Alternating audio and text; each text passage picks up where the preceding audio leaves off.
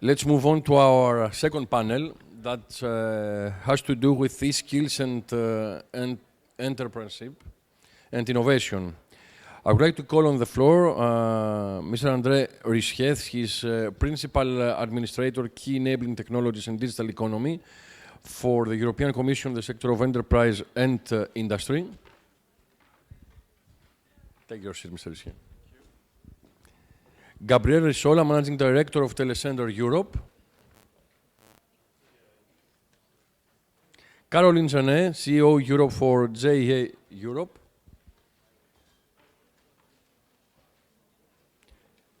Jeannette WEISSCHUH, Director of Economic Progress and Corporate Affairs for HP. And Egidijus BIKNEVICIUS, Founder and CEO of Etalinkas.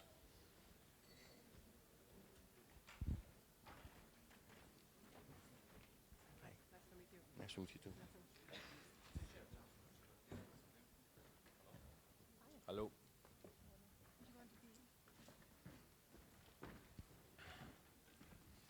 So, unfortunately, Mr.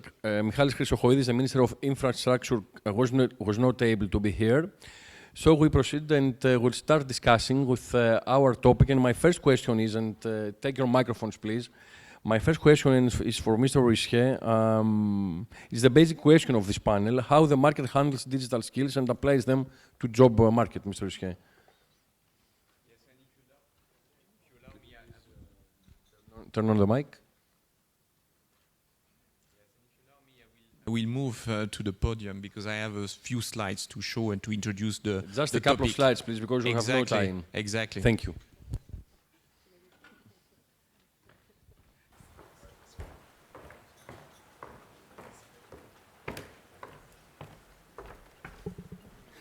Okay, so thank you. The slides, they won't be many, but I wanted to introduce and present the context in which many young people will find themselves and why it is so important for them to get ICT education.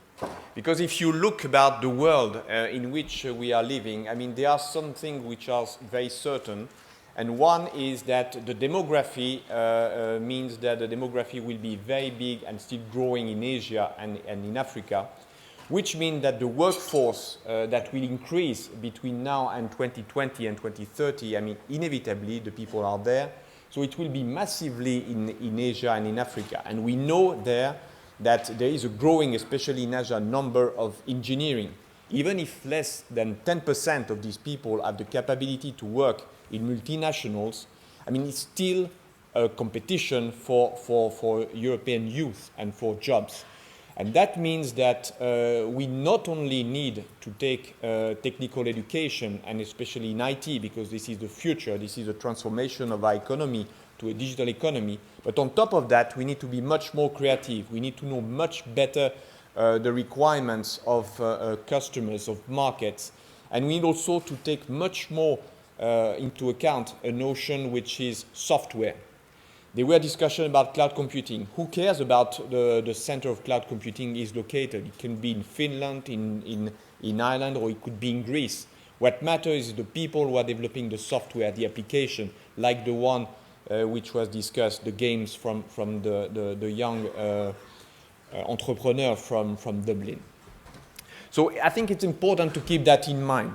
There will be a very fast-growing workforce and talent pool in Asia and also in Africa and in the US, and where in Europe, I mean, this demography will not be so big. So we have to reflect about the positioning of our workforce, the positioning of our talent, and how we, of course, adapt the education system to these requirements. Because if we look about even in the digital field, even if we have a growing demand for specialists, for highly skilled people, there are still big discrepancies between the requirements at the top, when you need not only to know about IT, but you need also to know about the business relevance. You need to be part of these SMEs we were talking about earlier, that need to take fully on board digital technology to transform themselves, to adapt their business model, to reach new market and to develop new products and services.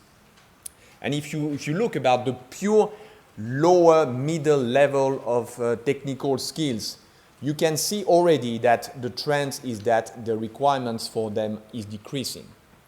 So it's just not sufficient. There is a book in the US by Nigel Cohen. It's Average is Over. So we need dramatically to step up and increase the level of quality of education and skills that we are providing to make sure that people who are entering these fields are not ending up in employment themselves. And the kind of market needs, in particular, focus very much on what we call e-leaders. So people who know how to make new development, new business, new services, new added value with technology. So it's not just to be passive and to have technical knowledge and waiting for things to happen. No, it's very important to identify new need, new market, and how to service them better with new technologies.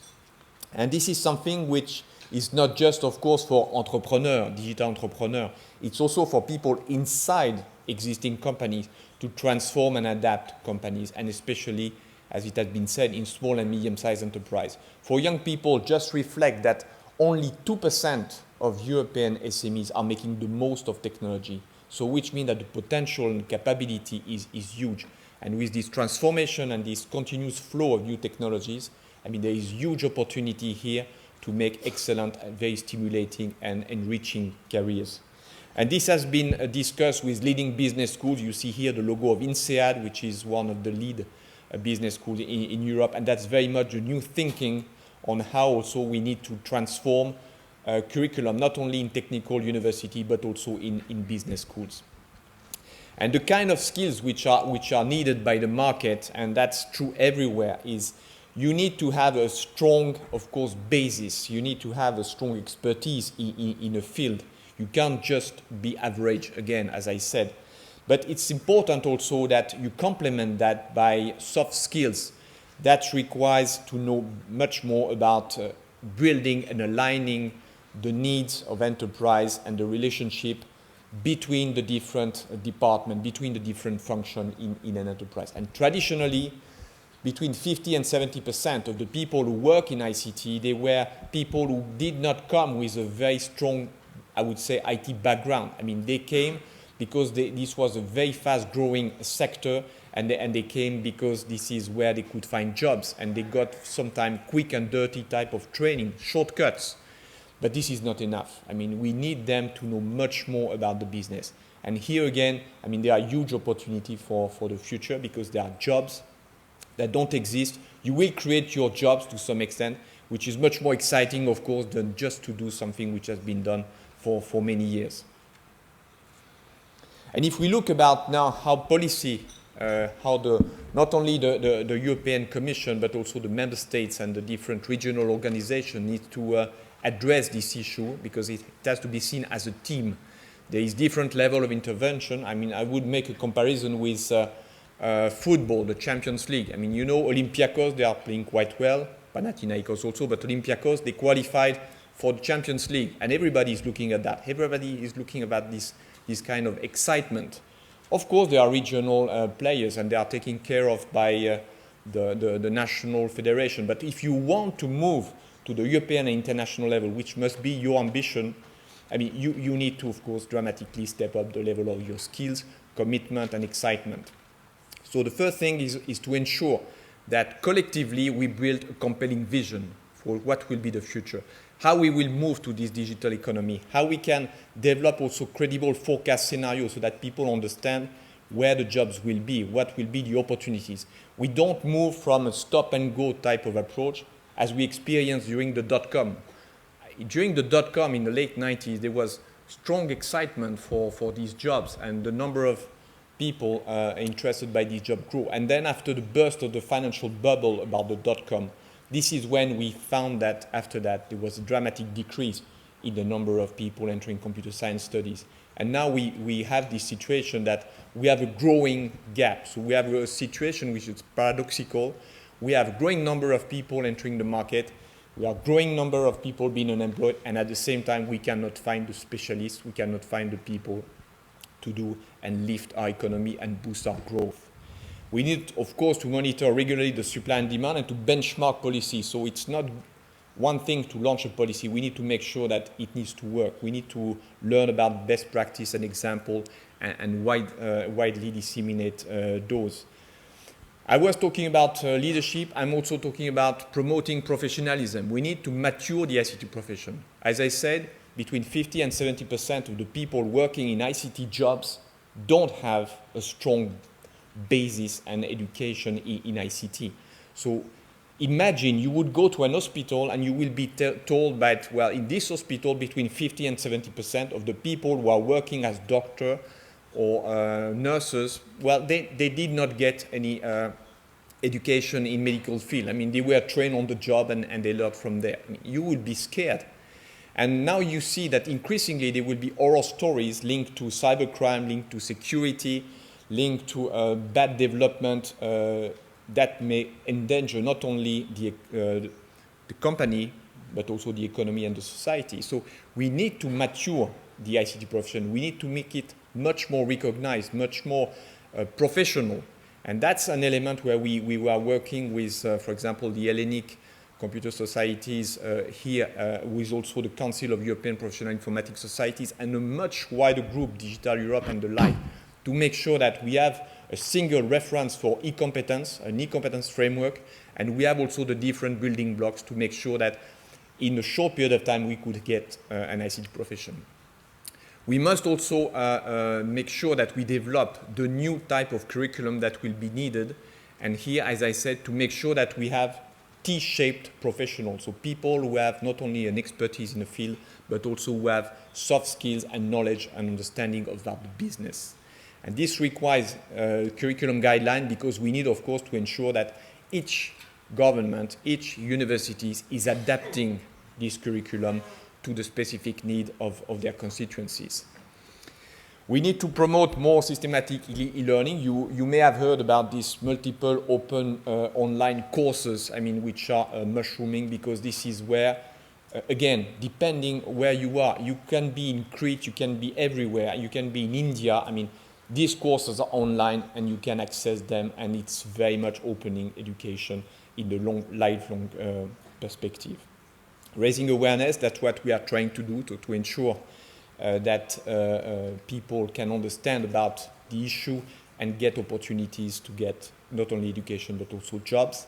And finally, we need to evaluate progress. So we have released this year in February a detailed analysis about the situation in Europe, where we also identified best practice and recommendation, and we also produced national country reports. So I invite you very much to look about this detailed report and also the country report that covers specifically Greece.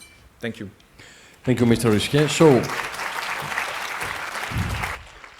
Mr. RICHIER described these priorities, and I want to ask the representatives of the market here if these priorities have been implemented. If you observe these priorities from European Union, from European Commission, in your effort.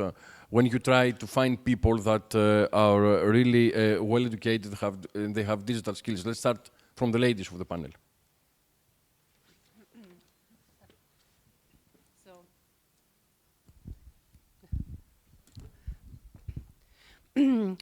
So it is still a fact that 70% of the students that are currently in the secondary education will work in jobs that do not even exist yet. And we're facing this already now. Yeah, it's not just a future topic, and we heard about some of these numbers. So there's still a significant disconnect between the skills needed in business and the skills that can be acquired in education. And this is why companies as well like HP step up. And as part of our CSR strategy, we call it Living Progress, where we clearly understand there is a positive spin to the future. We want to see job growing, we want to see economic growth, we want to have a solid and natural environment in place, and we want to make sure that everybody with its own means can progress in a way and can get access to the resources needed to be healthy and to contribute to society. So this is our understanding. understanding. And we are together, we are partnering with a lot of organizations like here Junior Achievement on programs. We have a social innovation relay where we want to inspire young students to apply their creative ideas and to come up with social enterprise concepts. It's a global competition here. It's pretty exciting, and students get engaged based on real projects on the ground in their community and where they can get in with their passion, with their excitement. I think this is critical. And secondly, we are working on the entrepreneurship education space, as we are convinced that entrepreneurship, we heard it as well from André, is one of the areas where the biggest economic growth is happening. That's a fact for many years already. And there are more than 400 million SMEs out there that do not have sufficient skills, IT skills, to be as efficient and more efficient as they could be. So we are helping them with a program called HP Learning Initiative for Entrepreneurs, HP Live. I can only invite you, live-global.org. Please take one of these courses. Very practical and hands-on, and millions of students apply these courses already. Opens an open course offering, freely available in 6 languages. And we continue to further develop this program together with the students and together with the teachers, as we want to provide real practical support to the existing curricula. We cannot wait forever until the existing system is going to change. We heard this morning, it's for many, many years already that there were no big changes happening in the system. We do not have the time anymore to wait any longer. It's so unfair to the students that are the young generation that is there. We need to help them with as practical advice as possible, to connect them with economy, with the business, to make them understand what great job opportunities are out there. And this is where we as a company make a contribution together with our partners. And I want to underline another initiative. This is from CSR Europe. I'm a board member of CSR Europe as well, where 5,000 companies, or this is driven by multinational companies and NPOs from all European member states, collaborate as well on an e-skills initiative and as well connect in with the e-skills initiative from the European Commission. Junior Achievement contributes. Caroline will tell more about that. Many opportunities, a lot of isolated initiatives, and the objectives is clearly to find synergies, to collaborate wherever possible, just to increase the impact of all these initiatives. Nobody of us can solve these issues alone. The collaboration is as critical as ever, and the Grand Coalition is another great example to help us to more collaborate and to move forward with more aligned objectives. Thank you. So, Mrs. Jeannette, this connection that was just described is really difficult, still difficult. Excuse me? This connection between the employees and the skills that you want, that the enterprises want to have. Yes. Well, I've been reflecting on some of the comments that have been said so far in that this need for acceleration to speed things up is very, very important. And I think the kinds of partnerships that are in place, for example, here, are ways that we can do that. In our organization, we are concentrated on entrepreneurship education and skills for employability, but we are working with the formal education system. And that means you need to find ways to move in, to speed up, to try to work within something which is a pretty slow-moving vehicle. Then you add the issue of e-skills to the pot, and you have even more factors that you have to take into account.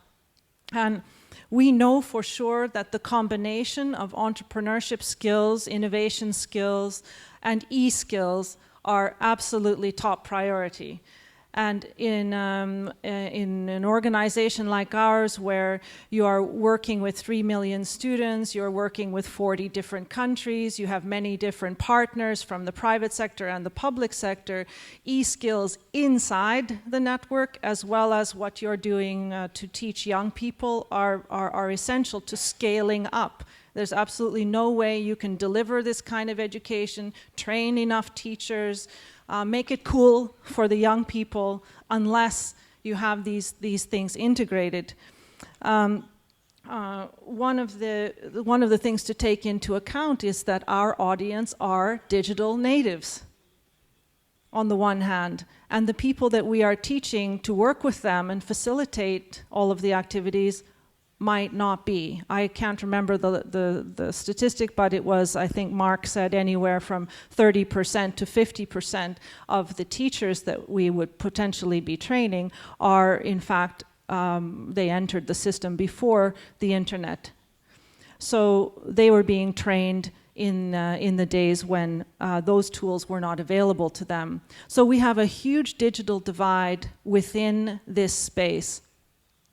Another issue is that if you think of vocational education, we have a partnership that is related to the car industry because it's one of the most high-tech industries in the world, and yet the vocational system in this space is probably one of the furthest behind. So what the vocational school might look like is very different from what a modern car industry factory might look like. Today's classroom looks very much today like it did maybe 50 or 75 years ago. But if you were a doctor entering a surgery today and you came from 75 years ago, you would probably be able to sweep the floors. So we have a huge, huge issue there. The other factor is cost. If you are looking at moving from print to digital, it's absolutely a must-have, and you'll probably end up saving money that you could put into training, that you could put into ICT skills for educators. And the focus needs to be on continuing professional development for educators. I think, you know, even though some might perceive that moving to tablets and this kind of thing is something that's going to be a big decision, probably in the long run you'll be able to reinvest in other areas. Another example is that in the working world, I was speaking with a gentleman from Accenture not long ago, and that is a very large organization, 280,000 people. A huge bunch of those people are the young digital natives, and a huge bunch of those people are the older, less familiar with all of the digital tools generation. And they struggle with how to get all of those people to communicate effectively with each other and how to collaborate. And I think that this is exactly the same issue within the school system. How do you get this machinery to work? Of course, in the private sector, that's being resolved more quickly. But we can learn, and that's the idea, is to partner cleverly with the private sector and with education so that those things can be passed on inside. One more thing is that the young people themselves have said, I think it's only 42% that believe that higher education are going to improve their employability in the future. Now that's very sad if huge numbers of these digital natives basically are feeling that the education that they are getting, and I'm sure it stretches down into secondary school as well, is not relevant to their future. This is going to get worse the more we slow down or the less quickly we address the e-skills divide.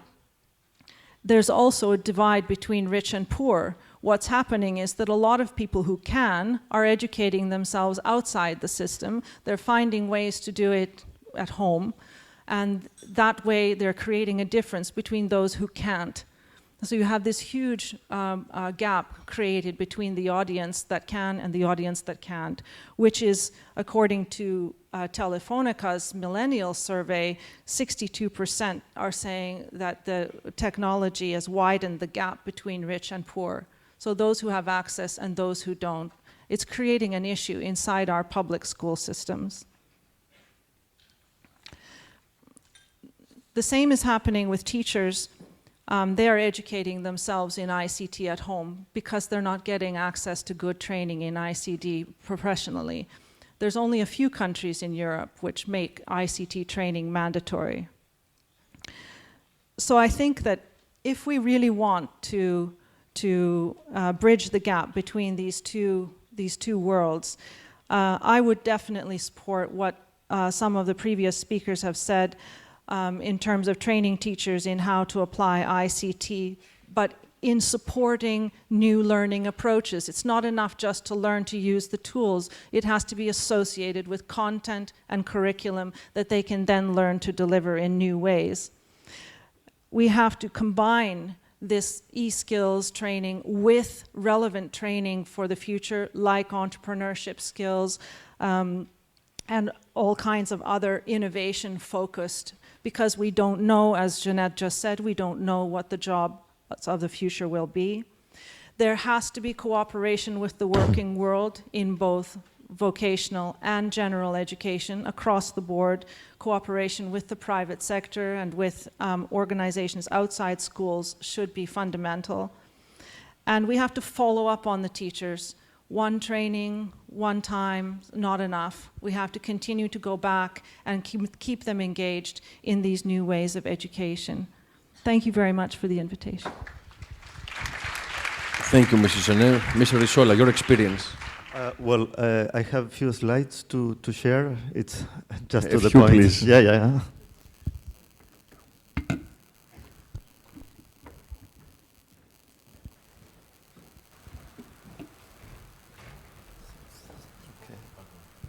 Okay. So, do you hear me? Okay. So, the organization I represent, Telecentre Europe, is an umbrella organization which represents ICT learning centers of all kinds. It's telecentres, public libraries, even schools in some cases. And we have been running for the 5th year this time the Get Online Week campaign, which is tackling some of the issues that were addressed by the previous speakers, and it's building over the e-skills strategy of the Commission. This campaign is a digital empowerment campaign which started by being a campaign devoted to digital literacy, but it's increasingly focusing on the unemployment drama, and it's especially trying to address young people and, let's say, creating awareness about the digital skills needed for the future job market and also the digital opportunities that are there. And this is the figures we got in this edition, which took place last March. You can see that through this campaign we could reach over 100,000 people, and through a number of events that were covering 25 countries in Europe, and joining or creating awareness in more than 7 million people reached through local media and social media as well. I will go a little bit faster because of time, but we have been involved in more than 7,000 community centers, illustrating these opportunities and also bringing people, especially young people, to SMEs or to ICT industry players locally to understand better which are the careers that are there and which are, let's say, how a digital job looks like. So we were indeed collaborating with HP, showing the potential of their HP Life program for entrepreneurship during this campaign. We were also delivering Microsoft certification certificates. It was MOS and MTA certificates to over 3,000 young people during this campaign. And also, we were running a number of activities trying to, let's say, highlight the potential of social innovation and digital innovation through training, webinars, games, and best practices. And this, for example, in Greece, it was our member who is HEPIS, the Hellenic Professional Information Society, which was, through its Get Busy initiative, was joining and training more than 5,000 people during this campaign. So there are a few highlights here coming from the different countries, just to give you a sense or a taste of what it looked like in each country. But to summarize, I would like to emphasize that this Get Online Week campaign was a first milestone of the eSkill for Jobs campaign that the European Commission launched this year and is run by Digital Europe and European Schoolnet, and where Telecentre Europe is a collaborator. And also that this initiative is, the Get Online Week was, let's say, the seed for us to create local coalitions. So it's tackling the multi-stakeholder partnerships issue that we managed to create already 8 local coalitions running in 8 different countries, especially concentrated in Southern and Eastern Europe, where the unemployment rates are higher.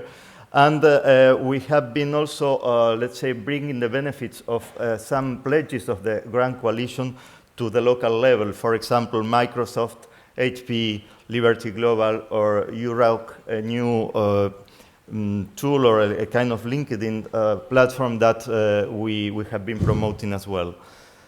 And thanks to our collaboration with industry, especially with Liberty Global, Microsoft, and then, well, Telecentre Foundation, which is our international branch, we have been adding value to this campaign this year.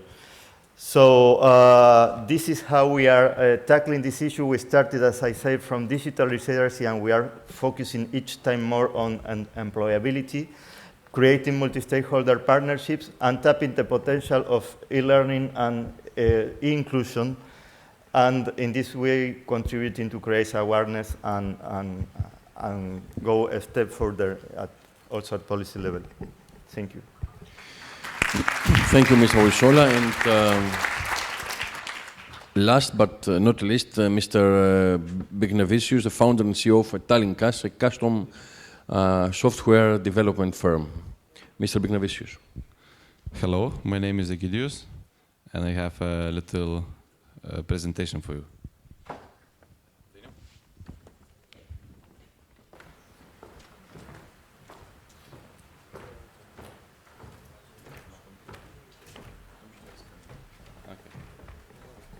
Pajungi? Iškyla man problemos didelės, iškyla su pajungi.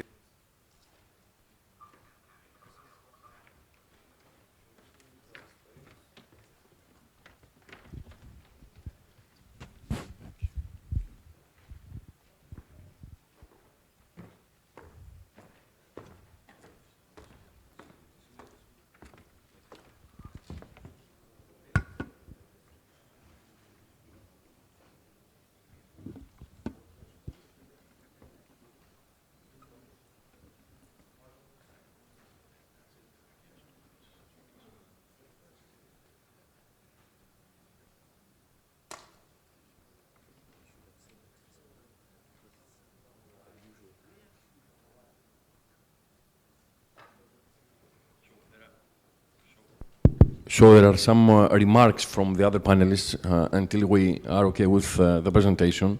Let's move on. Yeah, I think we hear a lot of commonalities here in these different presentations, and I just want to summarize again from my perspective. I mean, it's really critical to invest into three main areas: social innovations, collaboration, and leadership. We heard different examples around. We need to address these issues in different ways, and like we did it in the past, it's high time to do that. We have multiple examples where we can showcase where these better achievements are, as thanks to the Grand Coalition efforts, thanks to the eSkills initiative, where some of these examples and projects get a good visibility. We should learn from these examples and build on these examples and find ways to scale these examples. Second, the collaboration. There are many different networks, and imagine if all these networks were aligned with each other and would target one or two objectives together, how powerful could that be? And thirdly, I think it's clearly the leadership that we invest into leaders, into exceptional solutions, and especially position Europe in the space to be a leader in e-skills and not lagging behind. I think this is a competitive play here as well we are talking about. We will lose our market opportunities here in Europe if we do not step up more quickly and really seek for ways to close these massive gaps in education.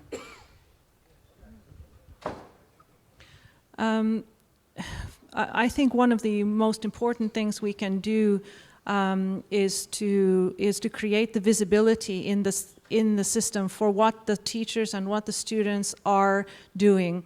So one of the things that is normally the school environment, it's a closed space. You don't often see what's going on there. But there are some outstanding efforts being done as a result of campaigns like this and the kinds of competitions that are being organized, the coding competitions, for example, the project that we are working on within the campaign, the e-leaders for a day, where you will actually see young people out there working with outstanding leaders in ICT companies or digital entrepreneurs. So it's something terribly important to raise awareness of what is actually happening, because those role models and those examples will be what pushes and influences the system to change going further. Yes, well, I was reflecting on the collaboration between industry, third sector, government, and our effort is to make it happen locally.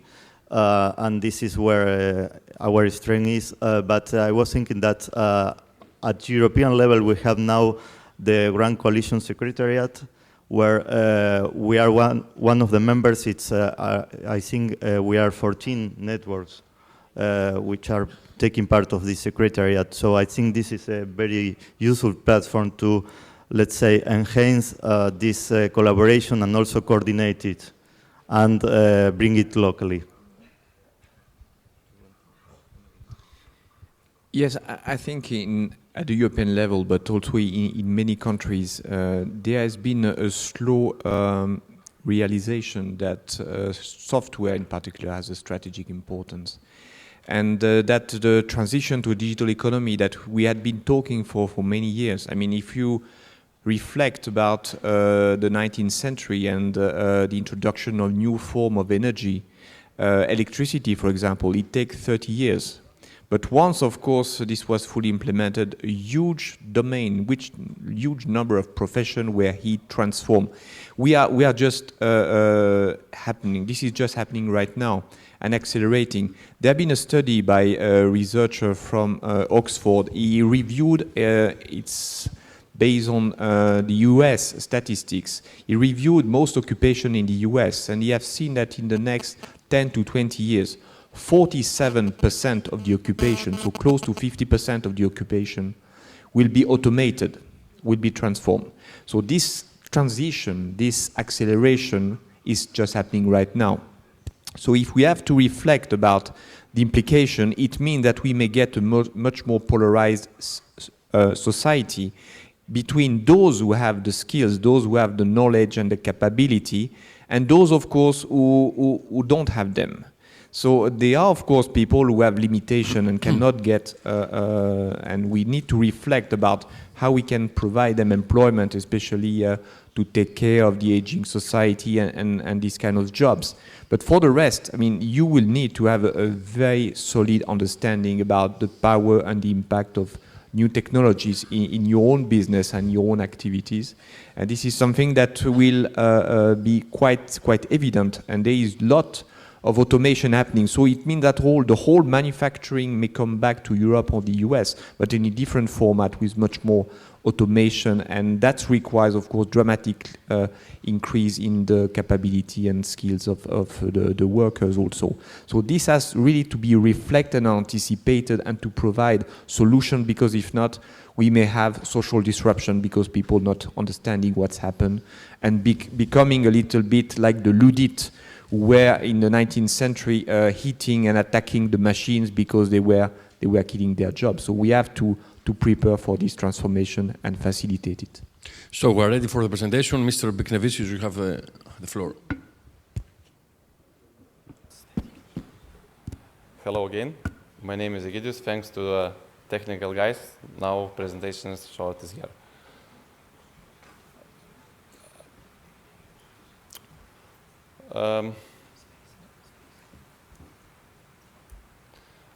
I am very happy to be back to the Greece after 10 years when I was participated in Paralympic Games here in Athens. And now I tell you a short story, a trip to my own business. Are you ready to do a small exercise? Okay, please stand up.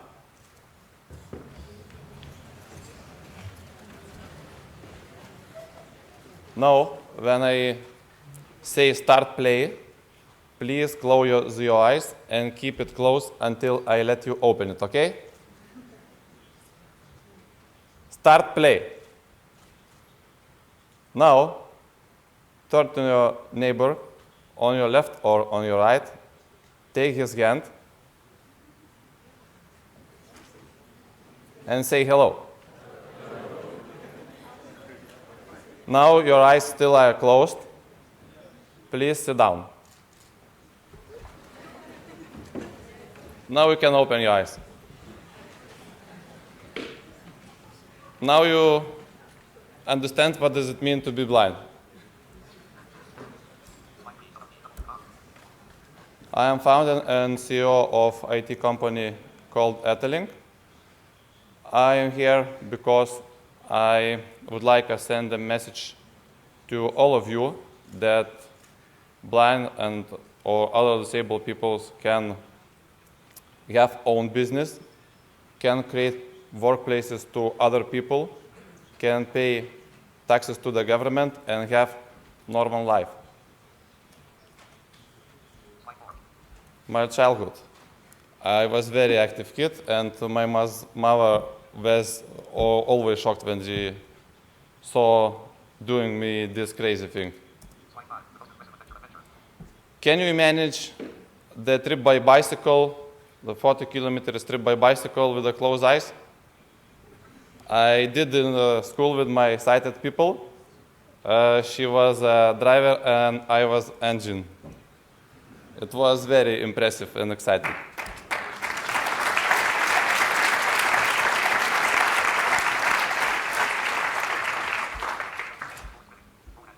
Sport is very important in my life. And here you see my long jump in European Championship of Athletics. Sorry, here is better slide. Sometimes in sport it happens funny story. This girl was making exercise on a trainer, and I lay down on her because I didn't hear that she was doing there an exercise.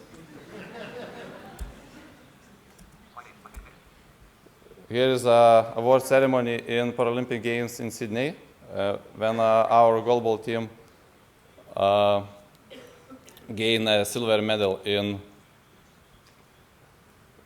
goalball. My studies. I decided choosing business information management because it is most accessible profession. Because I always believe in information technologies, but when I started the studies in 2000 at Vilnius University, the studies process was absolutely inaccessible. No technologies, no computers, no special software. But we did some useful project with the library of the Vilnius University. And now there are all equipments with the software, with the computers. All disabled people can use this class to their studies, and they are very happy. This is why in 2002 we started our first student business, and it was business to collect computers from components regarding our client needs. We also opened the first shop in Lithuania, e-shop, and it was very good experience for my management and technical skills to start this business. In 2004, after Paralympic Games in Athens, I say goodbye to my professional sport. We applied to European Foundation, and in 2005 we start a new company called Etalinkas, which I manage till now.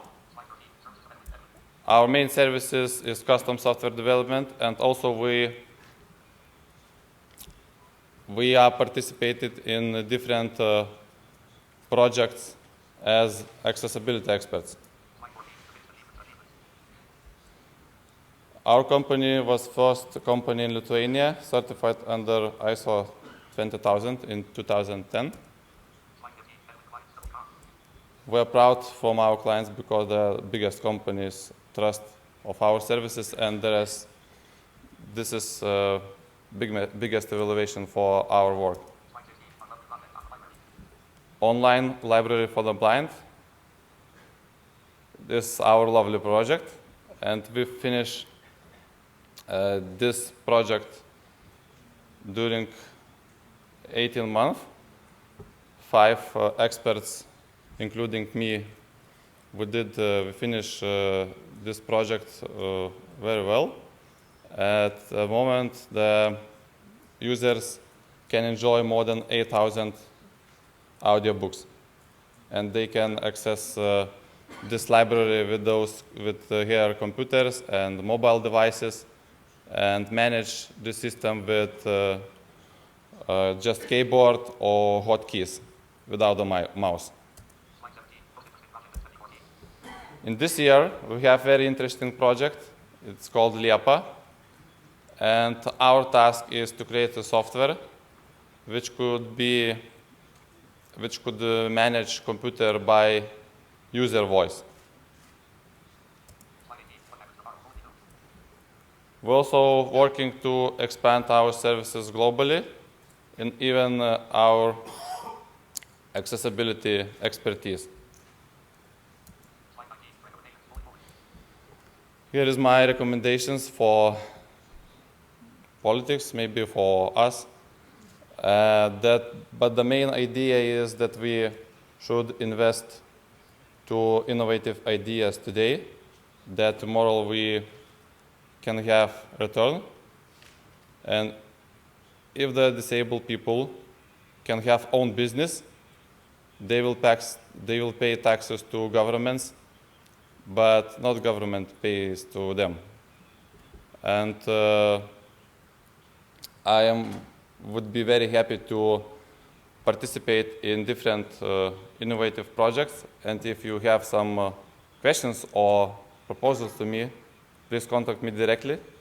Thank you very much.